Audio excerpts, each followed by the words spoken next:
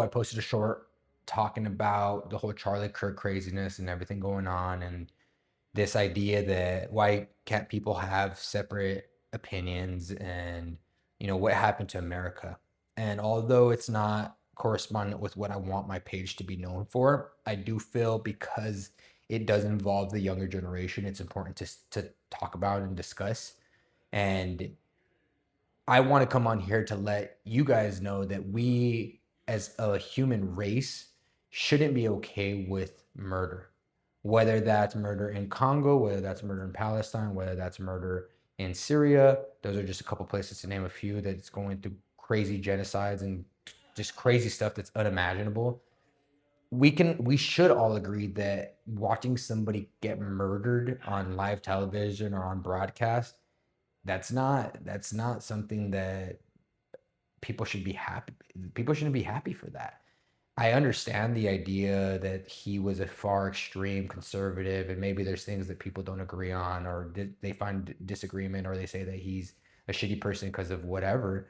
But America was in in the Constitution. It states that we can have our own opinion. We're the only country in the whole world that you have freedom of speech. There's things in the UK where people are having a freedom of speech that they think they have, but then they're getting arrested for having an opinion. America's the only country that is still allowing people to do that. And I think when these things happen, although you can have a different opinion, although you can disagree, or you could feel however you want to feel, in the end, we're still all human. Something that I've noticed between this whole time frame that's to me is more scary than if it's, are you Republican, are you Dem, are you woke, or are you conservative, whatever it might be, is the fact that we're so disconnected as a society. We can't even agree on one topic. We can't even agree on one thing. There's the moderates that don't even know what side to lean on because it's just so chaotic. So I come on here to let you guys know that we need to do a better job at making sure that we're a human race and we come together in some type of way or another.